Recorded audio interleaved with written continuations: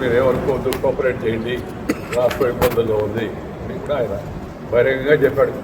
National TV ఇంటర్వ్యూలో కూడా చెప్పాడు.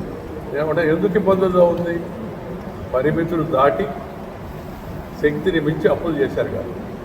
ఆ అప్పులు కూడా ఏదైనా దీర్ఘకాలిక ప్రయోజనం కలిగించే ప్రాజెక్టులకో, ఇరిగేషన్ ప్రాజెక్టు, పవర్ ప్రాజెక్టు కొంత రిటర్న్స్ వస్తాయి. మళ్ళా అట్లా కాకుండా ఇలాంటి పథకాలు, జనాకర్షణ పథకాలు పెట్టేందుకు మేము ఉచితంగా ఇస్తాం, మేము మహిళలకి బస్సులో ఫ్రీగా ఇస్తాం అన్నారు. వైకల్యం ఉన్నవాళ్ళు, అంగవైకల్యం ఉన్నవాళ్ళు, పూర్తిగా అనాథంగా ఉన్నవాళ్ళు, అలాంటి వాళ్ళకి ఏదైనా ప్రభుత్వం ఉచితంగా ఇచ్చిందంటే మనం అర్థం చేసుకోవాలి. అందుకే నేను ఎప్పుడు చెప్తాను ప్రతి బహిరంగ సభలో కూడా, ప్రభుత్వము, చదువు, వైద్యం ఈ రెండింటికి దొరికితే ఇంకెదర వాటికి ఏటికి ఉచితంగా ప్రభుత్వ డబ్బులు ఖర్చు పెట్టాలి. చదువు భవిష్యత్తుకి అది ఉపయోగపడేది.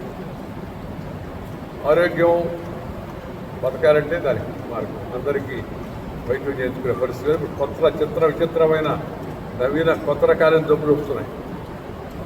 నాన్ కమ్యూనికబుల్ డిసీజ్ అంటారు. అలాంటివి ఎక్కువ అయిపోతున్నాయి రోజు రోజు. ఖర్చు విపరీతం అవుతుంది. తట్టుకోలేక పేదవాళ్ళు, ధనికులు మధ్యతరగతి వరకు సరే దండాలు పడుతున్నారు. కానీ పేదవాళ్ళు తట్టుకోలేని సంగతి ఏంటి?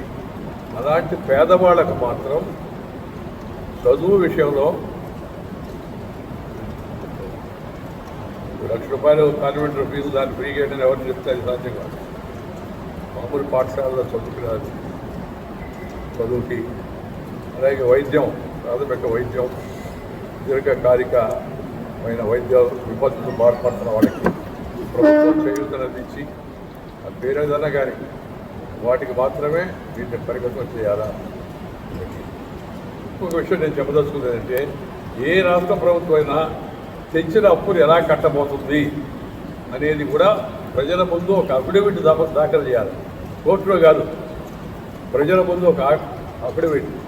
ఈ రాష్ట్ర ఆర్థిక బడ్జెట్ ఇంత అప్పు ఉంది ప్రస్తుతం, నేను మళ్ళీ ఇంత తప్పు తెస్తున్నాను, ఈ 5 ఏళ్లలో అప్పుడు తీర్చడానికి ఇది మార్గం, సంవత్సరానికి ఇంత కడతాను. సొంతం కాదనుకోండి, ముఖ్యమంత్రి గారి మంత్రులు గారి, ఆర్థిక మంత్రి గారి ఆ ప్రణాళిక అసెంబ్లీ ముందు పెట్టి ఆమోదింపజేయాలి. అప్పు తెచ్చుకునే ముందు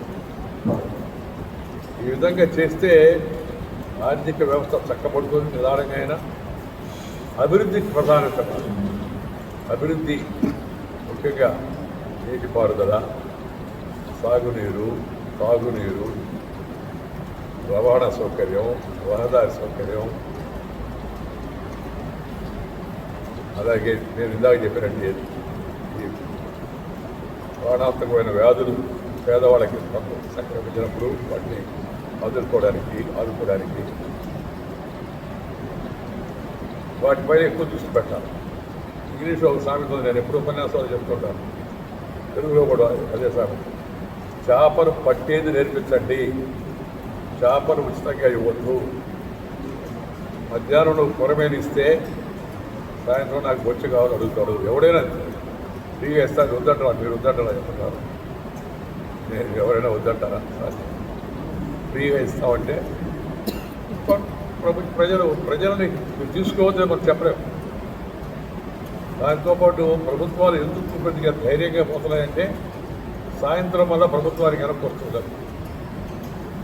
ఉచితాలు ఎక్కువ అవడం వలన ఉదయం ఉచితం, సాయంత్రం అనుచితానికి మళ్ళీ ఏం చెప్తాను మీకు అందరికీ అర్థమే ఉంటుంది. నేను చెప్పండి, ఇందుకు మళ్ళీ గవర్నమెంట్ సాగపడుతుంది కదా అని ధీమాగా ఉన్నారు. కానీ ఎంతమంది ఆరోగ్యం దానివల్ల దెబ్బతింటుంది.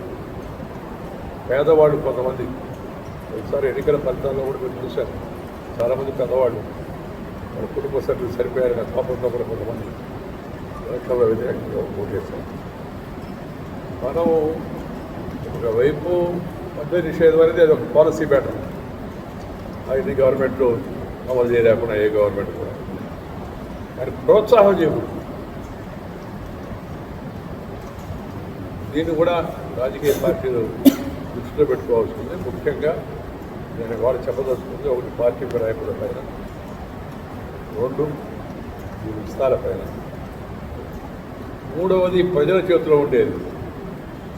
సరైన భాష మాడకుండా అసెంబ్లీలో, పార్లమెంట్లో, జిల్లా పరిషత్లో, మున్సిపాలిటీలో, చట్టసభల్లో సరైన భాష మాడకుండా అసభ్య పర్యాలం, దూషణ పర్వాలు, కుటుంబ సభ్యులు, అసెంబ్లీలో లేని వాళ్ళని, పార్టీలకు చెందిన వాళ్ళని, వాళ్ళ కుటుంబ సభ్యులను విమర్శించడం, వ్యక్తిగతంగా తల్లిని దూషించడం, భార్యను దూషించడం, ఇది కూడా కొంతమందికి అలవాటు. ఇలాంటి వాళ్ళ పట్ల కఠినంగా చర్యలు తీసుకోవాలి.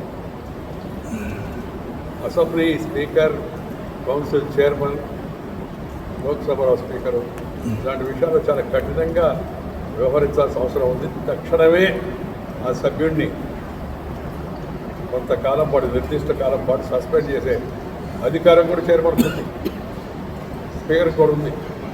దాన్ని మేయర్ గారిని తరచుగా ఉపయోగించాల్సిన తడం ఆసన్నమైంది.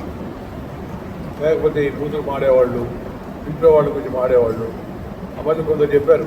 ఎందుకంటే మాడారు, వ్యక్తిగతంగా మాడితే ఒక నియోజకవర్గం సార్ పైనుంచి కాయకూడదు వాళ్ళకి, లేకపోతే నీకన్నా ఉండాలి కదా. దానివల్ల నీ వ్యక్తిత్వం తగ్గిపోతుంది. మొన్న మీరు ఎలక్షన్లో చూసుంటారు, కూతురు మాడేవాళ్ళకి కూతురునే సమాధానం చెప్పారు అందరూ. కూతురు అంటే ఆ కూతురు కాదు, పోలింగ్ కూతురు, ఒక్కరికి ఎదవరా అట్లా మాట్లాడేవాళ్ళు. సరే, అది వేరే కొంత గారి కూడా ఇచ్చింది, చాలా వరకు దెబ్బతిరిపోయారు కదా. కానీ నేనేమంటానంటే భవిష్యత్తులో ప్రజలు ఇలాంటి భాష ఉపయోగించాలి. హిట్ టీవీ యాప్, ఇందులో short news, live news, entertainment shows, movies, digital magazines తో పాటు మీ జిల్లా వార్తలను కూడా ఫ్రీగా చూడొచ్చు.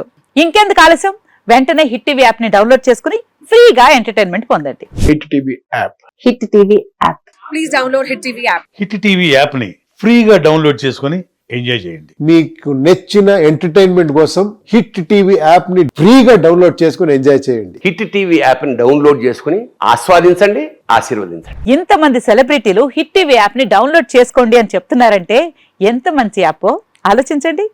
అమెరికా అమెరికా అమెరికా అమెరికాలో చదవాలనుకునే వాళ్ళకి విశ్వసనీయమైన పేరు మన శౌర్య కన్సల్టెన్సీ. UK లో 1 year masters, UK లో 1 year masters, 2 years work permit up to 5 years visa. Contact Saurya Consultancy. Contact 89851 89851.